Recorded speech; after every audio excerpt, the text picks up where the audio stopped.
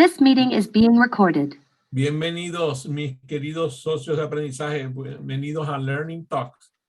Recuerden suscribirse a mi canal con mi nombre y mi apellido, Adrián Cotín. Ahí tienen pasados y espero que futuros programas. Bueno, el día de hoy tengo un tema que me resulta apasionante, que es el aprendizaje controlado por los estudiantes. Y hay gente que no le gusta el nombre, hay gente que primero no le gusta el control y a otros que no le gusta que el control no lo tenga el docente, el facilitador, sino que quieren, tú sabes, que se mantenga el status quo. Y yo quisiera que entonces hoy comenzáramos esto hablando sobre eso. ¿Qué será eso de que el control pase a los estudiantes?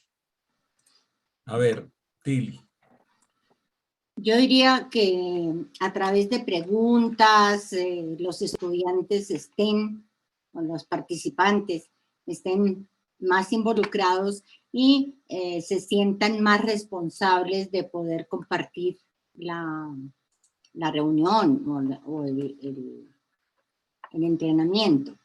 Ok, gracias, Tili. A ver, Ernesto, ¿qué opinas que será eso de aprendizaje controlado por los estudiantes? Para mí es que los estudiantes son los constructores de su propio aprendizaje. Entonces, tienen todas las aristas del aprendizaje propio de ellos bajo su dominio, ¿no? Eso para mí es el aprendizaje controlado por los estudiantes. Muy bien. Veamos en qué consiste esto del aprendizaje controlado por los estudiantes. Lo primero es que los horarios los deciden los estudiantes. Y claro, para las instituciones educativas eso resulta un desafío. Porque estamos hablando a lo mejor de 15, 20, 25 estudiantes hasta 40. Entonces la coordinación de acciones resulta un desafío. Entonces crear ese horario que funcione para ellos necesita digamos, una logística distinta, una manera de pensar diferente. El estudiante crea su propio horario y adapta su horario al horario de sus colegas, al horario de sus docentes, al horario del sistema, vamos a decir así. Y es una forma poderosa de darle propiedad del aprendizaje al estudiante. Cuando el estudiante, por ejemplo, estudia en línea, podría resultar un poco más sencillo porque si el aprendizaje es asíncrono, entonces el estudiante decide a qué hora se conecta, a qué hora se desconecta, a qué hora entrega sus tareas, a qué hora toma sus clases. A lo mejor incluso la clase las toma a las 4 de la mañana, a las 2 de la mañana, a las 1 de la tarde. O sea, no tiene demasiado limitante cuando es asíncrono. Cuando el aprendizaje es síncrono, entonces él decide a cuáles clases va a asistir. Y claro, tiene que haber como un paradigma establecido de la normativa con la cual van a vivir esos estudiantes. A lo mejor, por ejemplo, se le dice que tiene que asistir, tiene que asistir a un porcentaje de la carga horaria de la materia. O sea, en cierta manera, el estudiante y los docentes se adaptan a la idea y eligen cuál es el orden que les gustaría que ocurra durante las sesiones y también las asignaciones, las tareas que el docente les va a poner. Darle ese control al estudiante resulta muy importante porque muchas veces se siente que el estudiante no tiene suficiente criterio y ahí está el error. Lo que tú tienes que lograr es digamos, con tu estudiante, tener la confianza de que él no va a querer desperdiciar su tiempo. A veces pensamos que las personas muy jóvenes no valoran su tiempo y resulta que nos podemos llevar una sorpresa porque los estudiantes están cambiando. Incluso después de la pandemia, el interés ha cambiado, sobre todo por aquellas clases que le resultan atractivas, que le resulta valiosa, que les resulta que tiene valor agregado para su quehacer y para su vida. Entonces, lo primero es el control del horario. Eso es una novedad en el aprendizaje controlado por los estudiantes. Otra novedad es la flexibilidad en cuanto a las tareas, las asignaciones después de la clase. Nosotros, en el caso de Tilly, estoy seguro que es el mismo mío, las asignaciones a la casa eran realmente un peso importante. O sea, era enorme la cantidad de tareas que nos mandaban al hogar. En el caso nuestro, por ejemplo, yo comprobé con base en una conversación asíncrona que tuve con Tilly, que ella tuvo un régimen parecido al mío, asistía a clases desde muy tempranas horas de la mañana, la enviaban a su casa a la hora del almuerzo, durante unos minutos, almorzaba, descansaba y volvía a la clase para estar en el colegio hasta cercana a las 6 de la tarde, 5 o 6 de la tarde. En este caso, la carga horaria era importante. Entonces, en las generaciones nuevas, eso ha cambiado. O asisten en la mañana o asisten en la tarde. Incluso hay estudiantes que asisten en las noches a sus horarios escolares. Entonces, esto funciona de forma muy diferente. Pero lo interesante es que una de las quejas más comunes del estudiantado hoy son las tareas para la casa. Porque primero no les dejan elegir la tarea. La tarea es la que dice el docente. No es que tiene una opción, mira, aquí tenemos esta lista, escojan de aquí. No, es esta la que vas a hacer. Y eso, allí empieza un error importante, porque lo que a lo mejor para un estudiante resulta atractivo, para otro no lo es. Entonces, segundo, hay otra cosa, es que el estudiante, como no es su decisión, a él le pesa, a él no le resulta atractivo. Y más bien, digamos que se ve obligado a realizar las tareas. Entonces, por ejemplo, si tú fueras profesor de matemática, quizás pudieras hacer algo como esto. Mira, aquí tengo 10 problemas, escoge 3 para resolver para mañana. Entonces, ahí el estudiante dice, oye, yo tengo opción. Y tú dirás, ajá, pero entonces, ¿qué pasa si los estudiantes escogen los mismos 3? Porque los estudiantes son muy hábiles, a veces logran detectar rápidamente los problemas que le van a resultar muy fáciles para resolver. Entonces tú dices, bueno, tengo 15 estudiantes, de los 15 estudiantes, aquí tienen 10 problemas, los primeros 3 estudiantes escojan 3 problemas, los segundos 3 estudiantes escojan 3 problemas, y así va repartiendo el número de problemas. Entonces, les permites elegir los problemas, pero también les permites elegir la forma de estudiar. O sea, le das la opción de que de esas tareas que tú estás proponiendo, escojan lo que a ellos les guste, lo que a ellos les funcione. Y entonces tú, claro, tú dices, eso me va a dar mucho trabajo. Y sí es cierto. Al docente le va a dar más trabajo porque tiene que generar más opciones.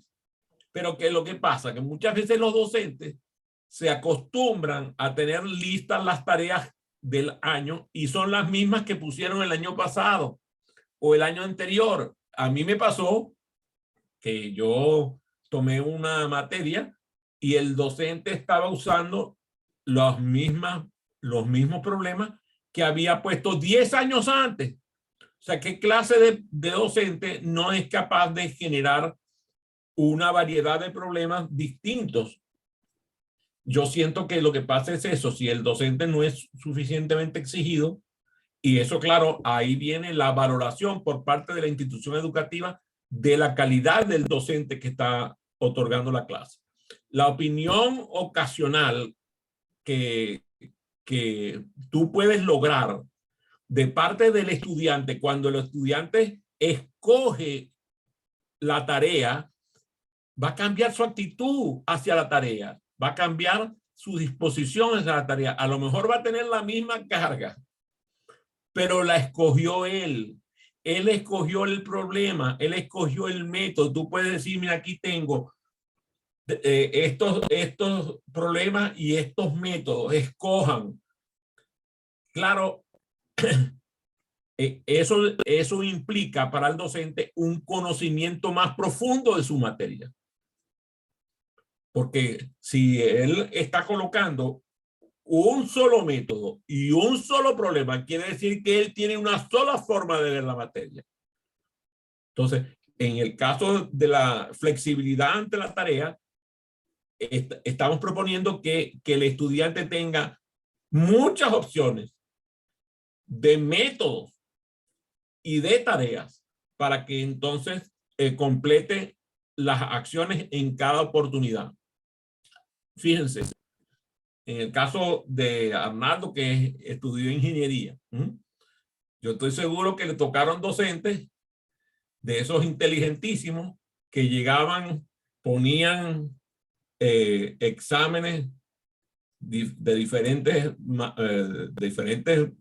capítulos de la materia que habían dado, ponían un tiempo determinado y decía, bueno, nos vemos dentro de tantas horas o nos vemos mañana, y el examen se lo llevaba el estudiante a la casa. A mí me pasó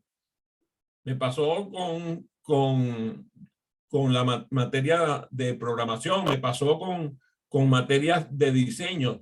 El profesor ponía el problema para que tú te lo llevaras. Yo recuerdo que había un profesor incluso que nos dejaba ir al cafetín y nosotros resolvíamos el examen en el cafetín. A veces resolvíamos el examen hasta en grupo. Ese profesor lograba unos resultados con nosotros mucho mejor que aquel que nos obliga a permanecer en la clase bajo un estado de asedio en donde el nivel de cortisol se disparaba y el estrés no nos permitía pensar. No estamos hablando de que el profesor nos ponía unos examencitos facilitos para que nosotros fuéramos y nos divirtiéramos. No, nos ponía desafíos realmente inteligentes, de tal manera que el estudiante le sacara provecho y aprobara por aprendizaje, que el examen fuera para aprender. Entonces, mientras la flexibilidad ocurra en el proceso de la tarea, también va a ocurrir la diversión en la tarea. Cuando el estudiante siente que el desafío que tiene enfrente le permite ser creativo, le permite ser exitoso. Porque una de las cosas que ocurre es que muchas veces la tarea lo que comprueba es la capacidad de fallar que tú tienes. Y pareciera que hubiera docentes que estuvieran deleitados viendo a sus estudiantes pasar la noche y no dormir y llegar al otro día destruidos porque tuvieron que quedarse haciendo la tarea que el docente le colocó, y eso supuestamente lo hace un gran docente. Eso no es así. En el caso, por ejemplo, de Finlandia, estamos viendo que incluso el estudiante se va a la casa sin tarea asignada. Todas las tareas que el estudiante tiene que realizar, las realiza dentro del salón de clase. Y claro, con el acompañamiento de sus amigos, con la orientación de sus docentes, incluso a veces les ponen tarea que el docente que lo orienta ni siquiera está dándole la clase, sino que es otro profesor que está disponible para servirle de asesor. Entonces llevamos dos elementos determinado, que es el horario y la flexibilidad en las tareas. Un elemento que mencioné de forma tangencial es la autoevaluación.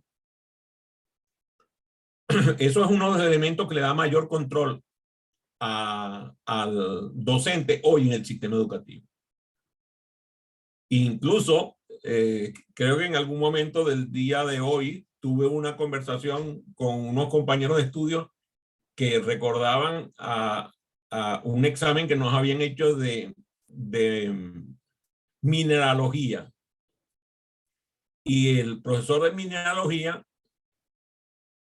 tenía que llevar al examen a un jurado. O sea, imagínense eso. ¿Qué clase de estado de estrés teníamos que tener nosotros como estudiantes cuando teníamos un jurado? Incluso había un representante del Ministerio de Educación que era jurado.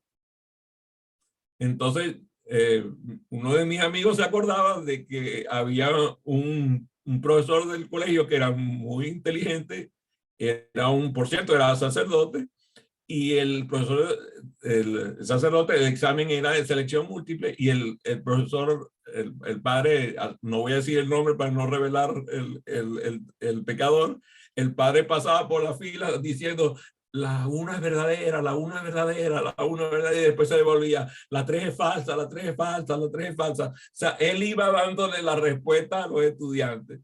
Y entonces, claro, el jurador no se daba cuenta, porque era además el cura, o sea, mi mamá iba a pensar que el cura estaba diciendo la respuesta a los estudiantes. Y entonces, uno de mis amigos recordaba, porque el profesor de mineralogía era amigo de él, y él le dice: tú sabes que yo le comenté eso a fulano de tal, que era el profesor de mineralogía, y le dice, y él que te contestó: ¿tú cómo que crees que yo no me di cuenta que el padre estaba dando la respuesta? Yo lo que hice fue callarme la boca, porque ¿a quién le importaba? O sea, ya lo que habíamos que enseñarle a los estudiantes respecto a la mineralogía se lo habíamos dado durante un año, y ese era un examen simplemente. Y era un examen final que era injusto, porque el porcentaje de validez del peso del examen era enorme. Entonces, ¿cómo crees tú que nosotros a un estudiante del 5º año lo íbamos a reprobar porque él estaba reprobando en mineralogía? Tú estás loco. Si ya había aprobado con un año de estudio, y además a nosotros nos evaluaban prácticamente en cada clase.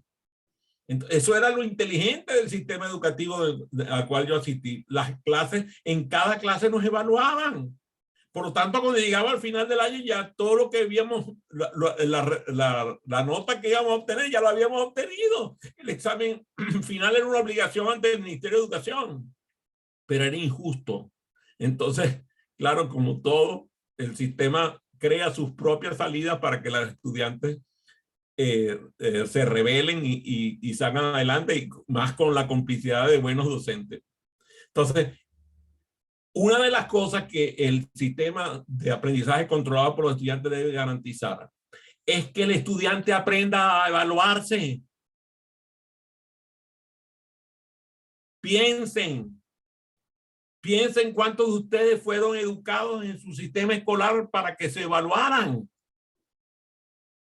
Eso no ocurría, ni ocurre hoy en muchas partes. Muy pocas universidades y centros de estudio enseñan al estudiante a autoevaluarse. Entonces, darle al estudiante la capacidad de autoevaluarse regularmente no es esperar que termine el periodo escolar para evaluarse, es autoevaluarse de forma continua.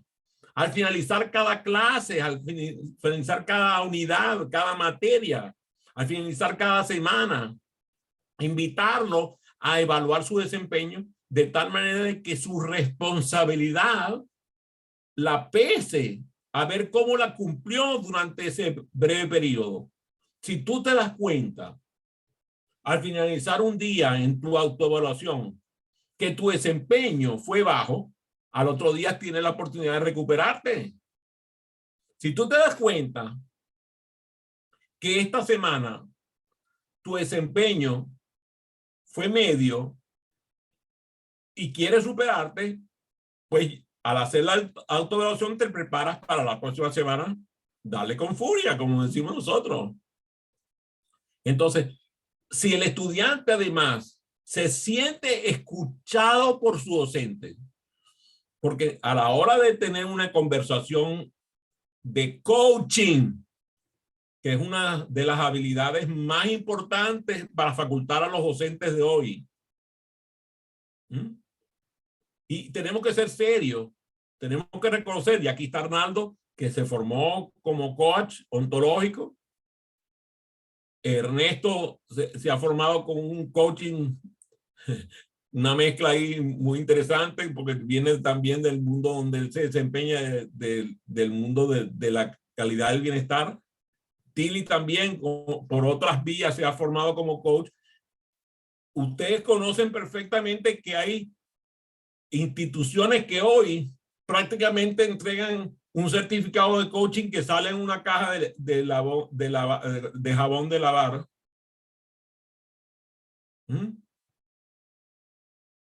A mí me hace risa cuando me dicen yo estoy certificado como coach.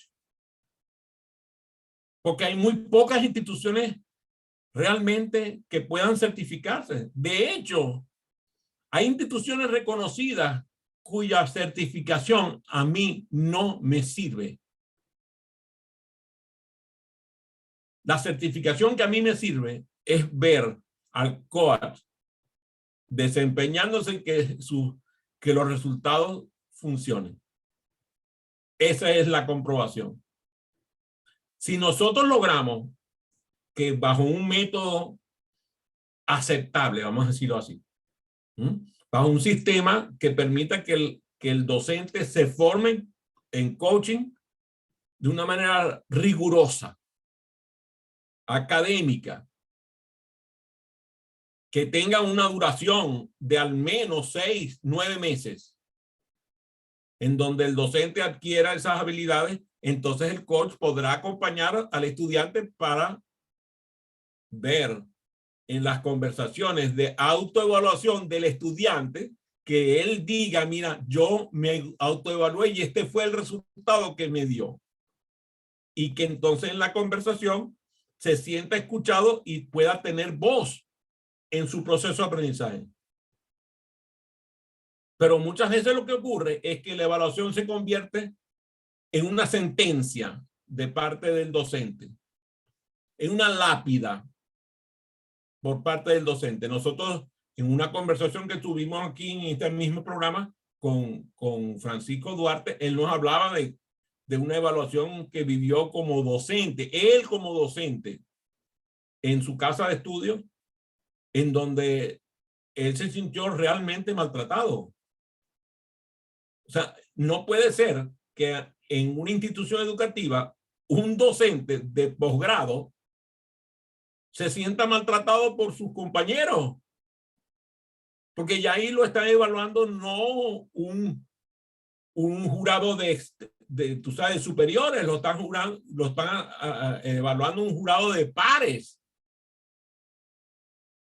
Y entonces ya no es, si están haciéndolo sentir de esta manera, quiere decir que no están contribuyendo con su educación, lo están maltratando, y eso no es educar.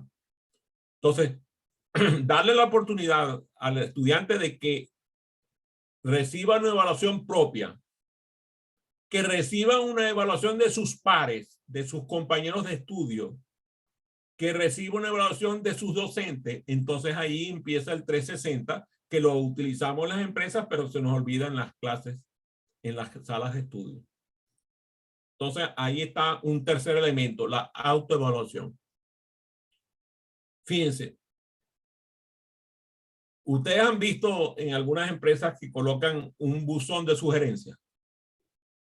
¿Sí? A ver, ¿cuál es tu experiencia, Tilly?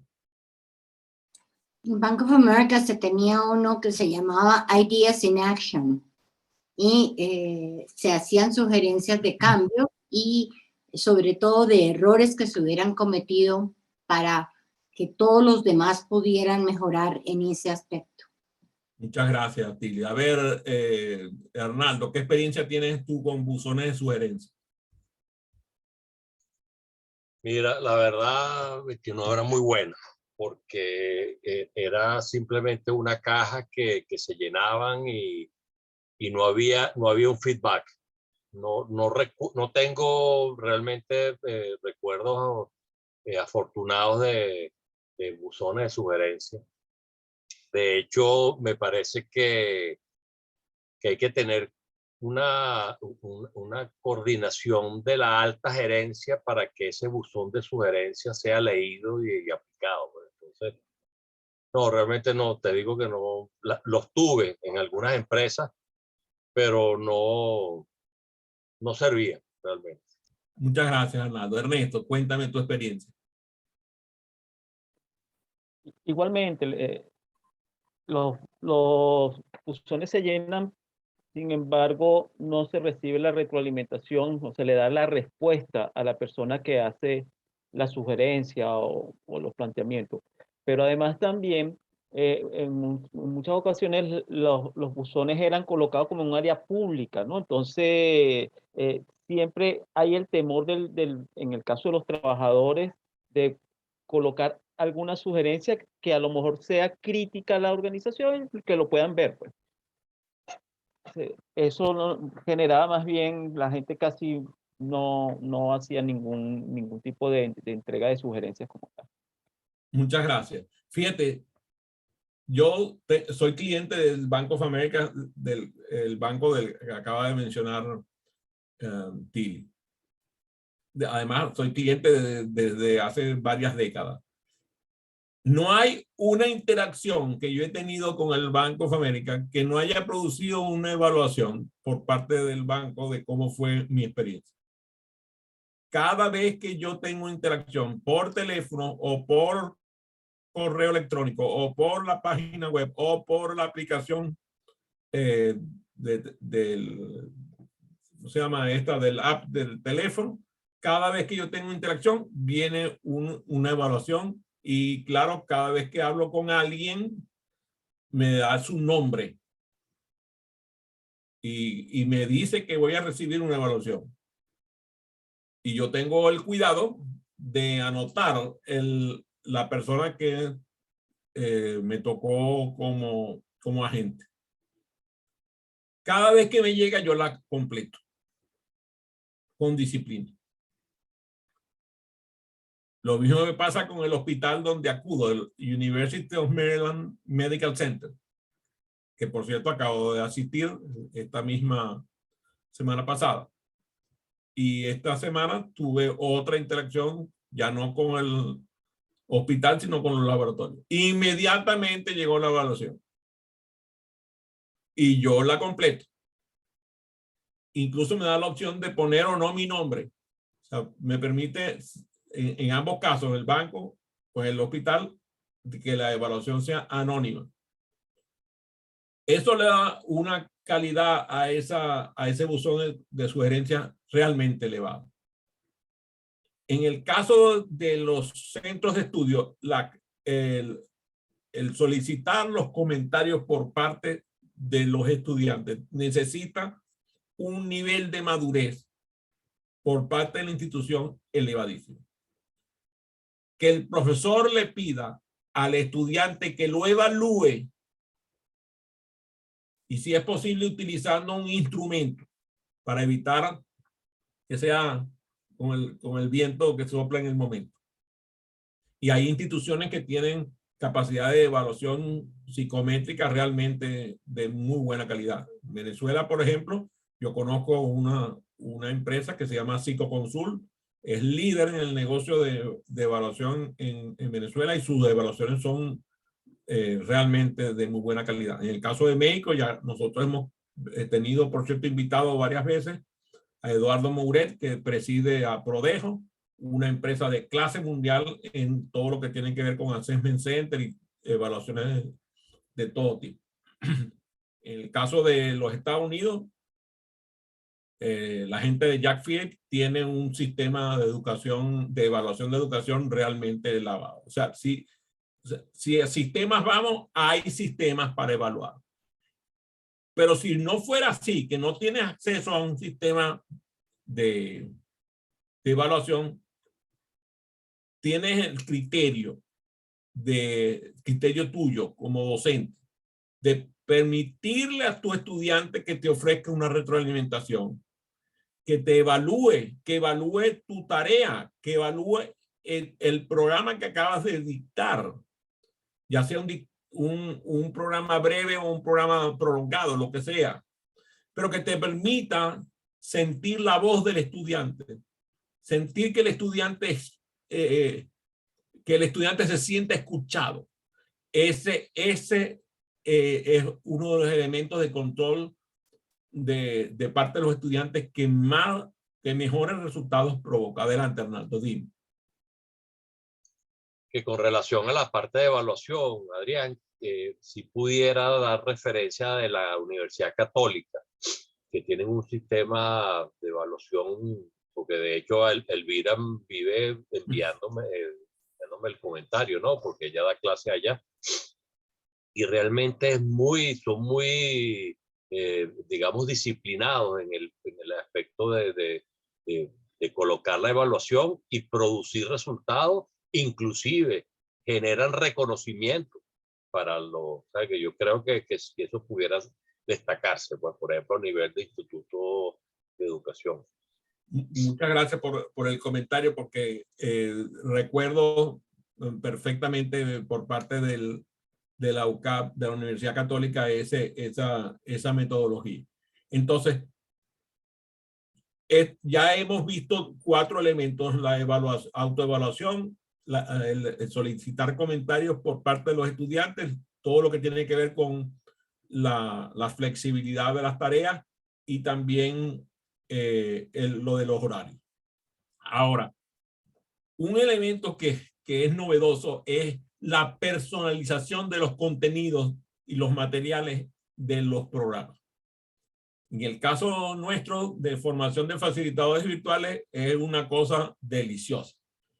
En este mismo momento estamos viviendo una experiencia única, en donde yo lo que hice como docente fue crear el espacio. O sea, creé un espacio donde estudiantes avanzados de facilitadores virtuales se unen a trabajar con parejas que provienen de un ámbito totalmente diferente, que no están en los programas.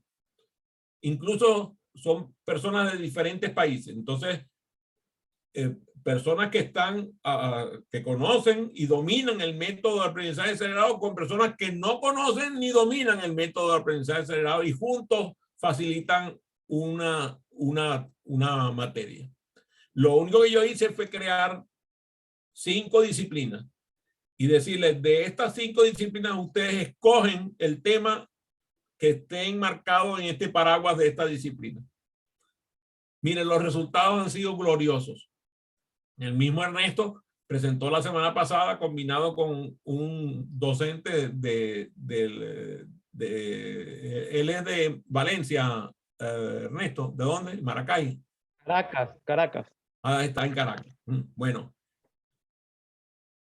no se conocían, no se habían visto nunca, nunca habían trabajado, nunca habían hecho nada juntos, y presentaron su programa y fue un éxito importante, un gran impacto.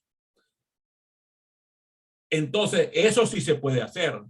Lograr que el contenido y los materiales lo elijan los propios estudiantes, que el estudiante elija los libros que va a leer, los experimentos que va a realizar, la lista de vocabulario que va a utilizar, los problemas que va a resolver. O sea, que el estudiante lo elija todo dentro de un marco. Eso es extraordinario, los resultados para el aprendizaje controlado por los estudiantes. Y se los digo porque además es la manera en cómo los programas que nosotros damos se realizan.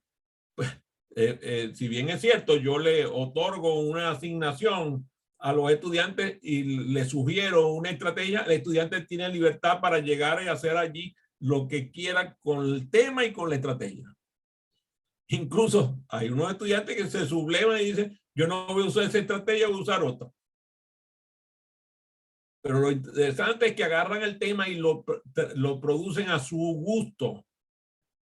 Eso de dejar que el contenido y los materiales se personalicen es una estrategia exitosísima para el aprendizaje controlado por los estudiantes.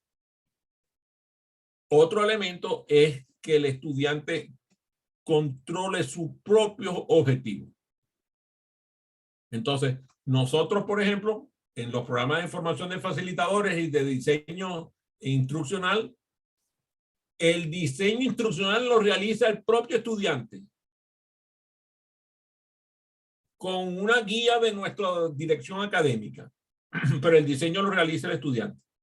O sea, el estudiante se establece sus propios objetivos y sus propias metas. A veces puede pasar que el estudiante establezca una meta que digamos, está equivocadamente redactada, que el objetivo no es preciso, que el estándar no es el adecuado. Entonces, tú tienes la oportunidad de sugerirle, dándole retroalimentación. Me parece muy interesante porque además muchas veces la persona recibe retroalimentación de su diseño instruccional y no sabe de quién fue que se lo otorgó. Y es una cosa muy interesante porque entonces reciben la retroalimentación y me dice, ¿y quién me dio esa retroalimentación? Y normalmente yo no respondo. Lo dejo con la duda. Y es muy interesante porque no saben quién está dando la retroalimentación. Suponen que es fulana de tal o mengano de tal, pero la verdad es que no lo saben. Empiezan a querer leer el estilo de redacción para saber si es fulano o es mengano. Pero eso es lo bueno, que venga una persona y que tu manera de establecer tus metas de aprendizaje te la revise alguien que no sabes quién es. Pues eso te permite que ojos te observen y te den feedback. Y a veces, en el caso de Ernesto, por ejemplo, creo que también Arnaldo lo ha vivido, recibe retroalimentación de 2 personas diferentes. Entonces, bueno, lástima que no está Merilena, que se conectó brevemente al inicio, pero ella misma me dice, pero Dios mío, pero si es que la retroalimentación es contradictoria. No es contradictoria, viene de 2 personas diferentes. Pareciera crear una confusión, pero no es así. Lo que te permite es tener la capacidad de que otras personas te observen desde una óptica diferente. Si nosotros logramos que el estudiante establezca sus objetivos en cada clase, en cada materia, puede ser que sus metas sean vagas, pueden ser que sus metas sean erradas, puede ser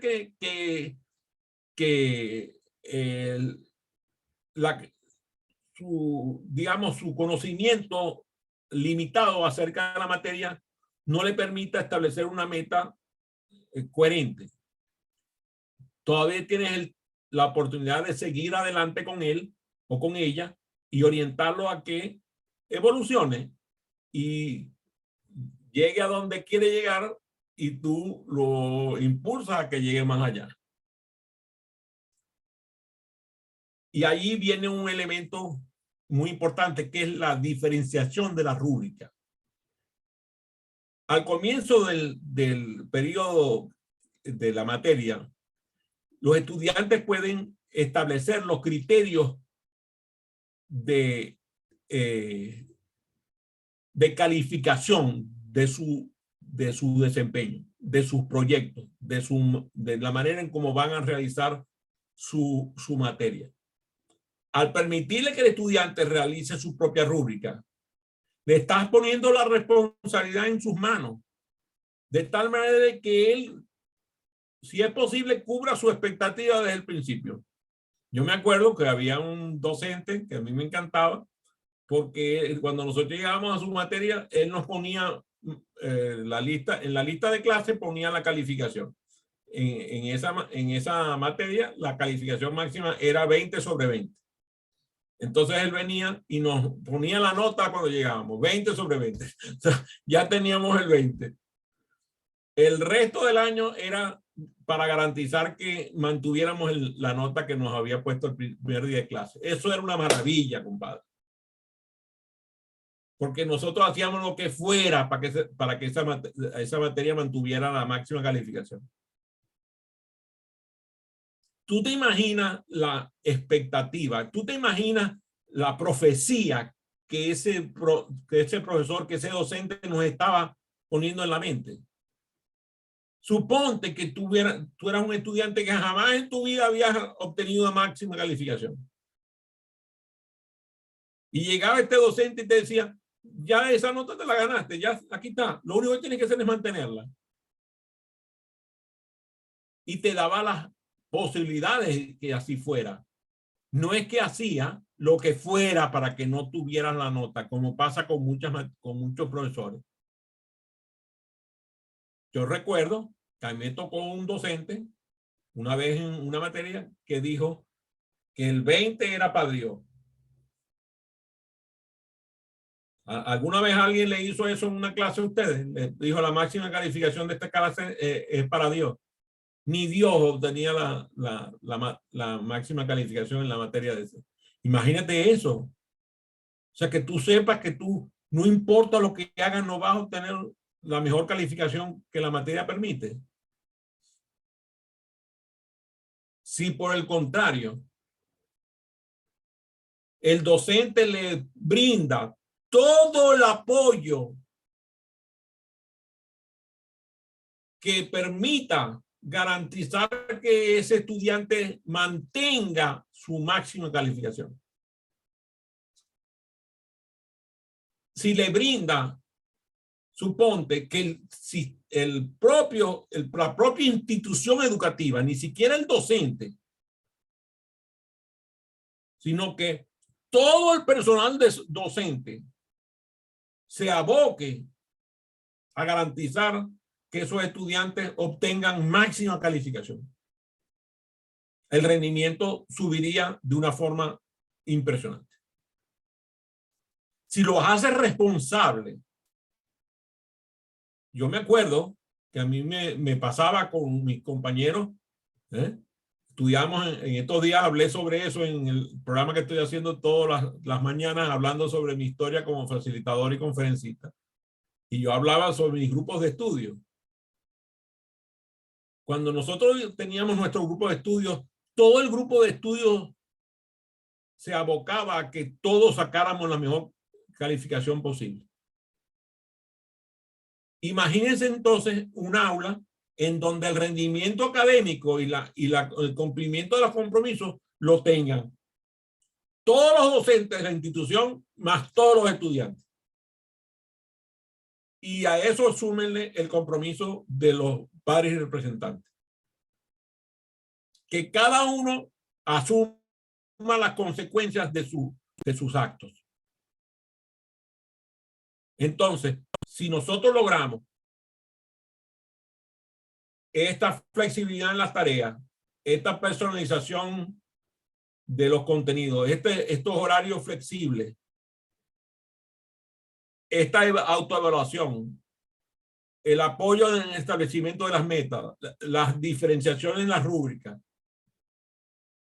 y el apoyo, solamente habría que sumarle el método que en algún momento recomendé, que es el aprendizaje basado en proyectos. Eso lo hemos puesto nosotros en marcha a través de los programas de formación de facilitadores y diseño instruccional, en donde cada estudiante realiza un proyecto de forma habitual. O sea, todo el mundo tiene un proyecto que tiene que ejecutar, al menos uno. Y bueno, y ahí nosotros tenemos casos como el caso de Arnaldo, que llegó y en el tiempo que estuvo con nosotros hizo como 5 o 6 proyectos. En el caso de Ernesto, que prácticamente no hay una semana que no cumpla un proyecto. Tenemos unos estudiantes así como Ivonne, como Lady, como Dani, que son, tú sabes, son asombrosos porque tienen 3, 4 proyectos en progreso. Entonces, el aprendizaje basado en proyectos es la herramienta que nosotros proponemos para el aprendizaje controlado por los estudiantes. Y tenemos que medir comprensión. Si nosotros no somos entendidos. Y ahí me encanta, porque a mí me encanta cuando me envían los escritos, porque yo le meto una herramienta para medir legibilidad y comprensión. Mira cómo se sonríe esto, porque cuando le envía el escrito, yo lo paso por la herramienta de legibilidad. Y la herramienta de legibilidad no da chance a estar diciendo otra cosa. Mira, esta herramienta dice que tu escrito lo comprenderían los hijos de la mamá de Tarzán. O sea, en serio. O al contrario, mira, lo entiende todo el mundo. Si nosotros le dejamos al estudiante la posibilidad de que él pueda medir la comprensión de lo que está haciendo, a veces hay estudiantes que te dan una explicación que tú quedas, Dios mío, ¿qué dijo? ¿Verdad?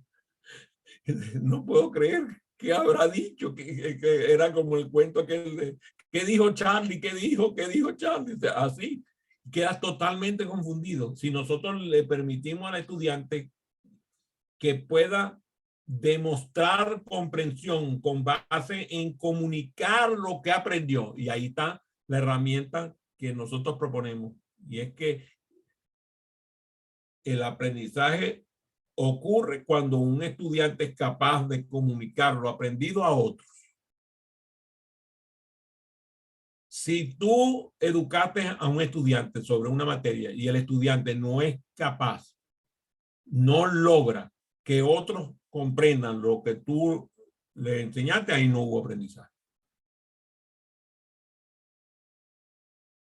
Y aprendizaje ocurre cuando la conducta cambia, eso es un hecho.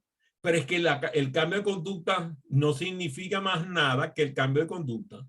Entonces, para que haya un cambio de conducta permanente, tiene que haber la posibilidad de que el estudiante sea capaz de educar a otro con lo que aprendió.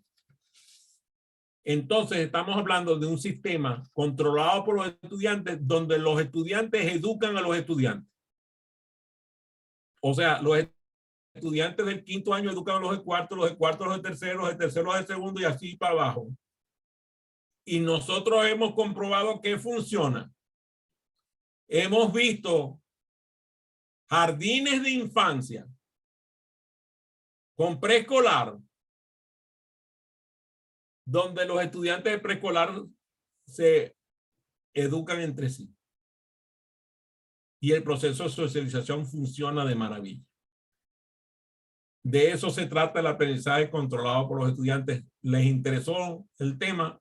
Me gustaría, si tienen alguna pregunta, que la hagan libremente. Bienvenida a su pregunta. Adelante, Arnaldo. Mira, Adrián, a mí siempre me encantan tus Cutting Talks por eso, porque son muy alentadores. Yo probablemente sea menos optimista que tú y por eso a veces te hago el comentario que me preocupa, porque inmediatamente mi mente de ingeniero me dice qué porcentaje de personas en el mundo hacen eso.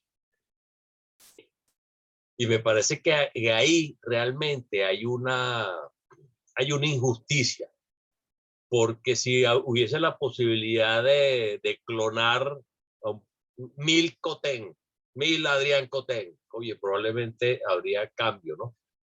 Que la pregunta específica es,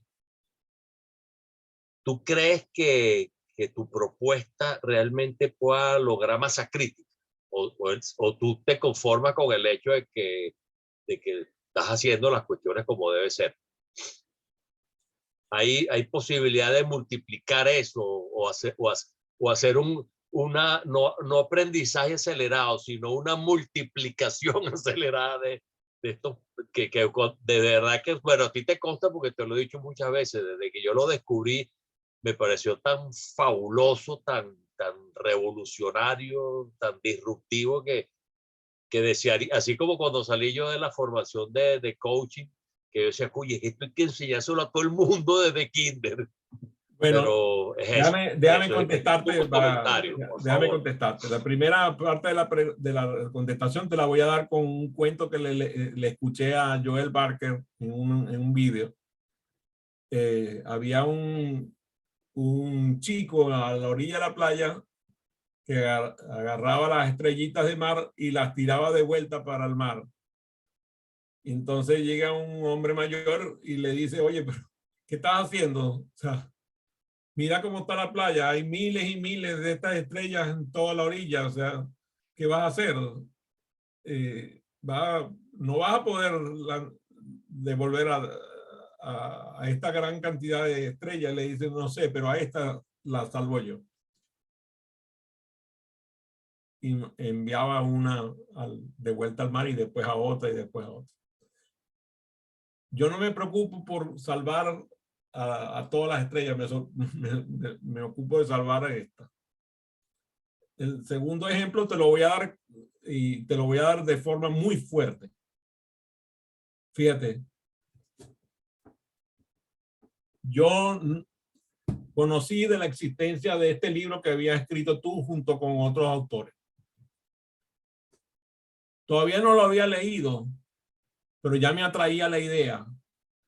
Empecé a averiguar a los autores, a conocerlos, no sé cuánto, y entonces creé un evento en donde los 12 autores vinieron a facilitar, junto con 12 facilitadores de nuestro equipo, cada capítulo durante varias semanas, compartiendo. A veces fue un autor con un facilitador y a veces más de un facilitador. A veces hubo 2 facilitadores de parte nuestra.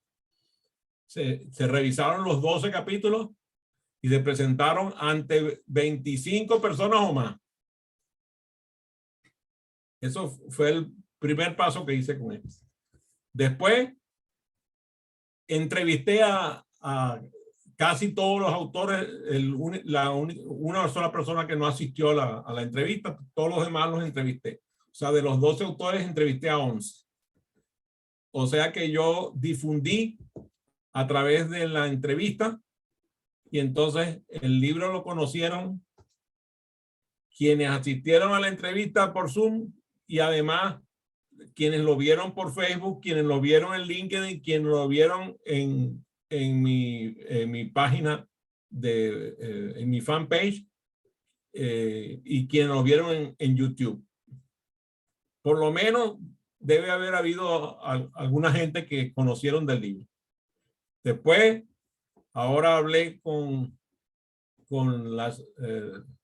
el Small Business Administration del estado de Maryland y ahora van a dar ustedes 12 conferencias de 1 hora y media a la cual espero que asistan varias personas del estado de Maryland, del estado de Virginia, del District of Columbia.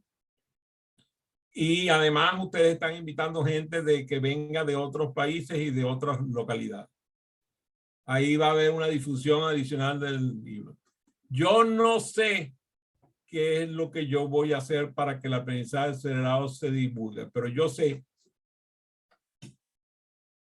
que este libro lo estoy divulgando yo, utilizando aprendizaje acelerado. Ahora, si eso va a producir o no masa crítica, eso no depende de mí. Eso depende de todos los que se forman en aprendizaje acelerado y que tienen su propia responsabilidad. Yo lo que sí sé es que yo no cesaré hasta el último aliento de vida de hacer mi labor como educador. Y mientras tanto sigo realizando los Learning Talks y grabándolos y difundiendo. ¿Contesta esa tu pregunta, Arnaldo? Absolutamente, Adrián. Y con aplauso incluido. Tienes razón. Gracias. Hay una frase de Kennedy muy fuerte que dice: no te preguntes lo que tu país puede hacer por ti. Pregúntate qué puedes hacer tú por tu país. y allí te lo dejo para ti. O sea, no te preguntes qué es lo que los demás pueden hacer para difundir el aprendizaje acelerado. Pregúntate lo que tú puedes hacer. Te aseguro que te vas a dar cuenta de que tienes un poder ilimitado.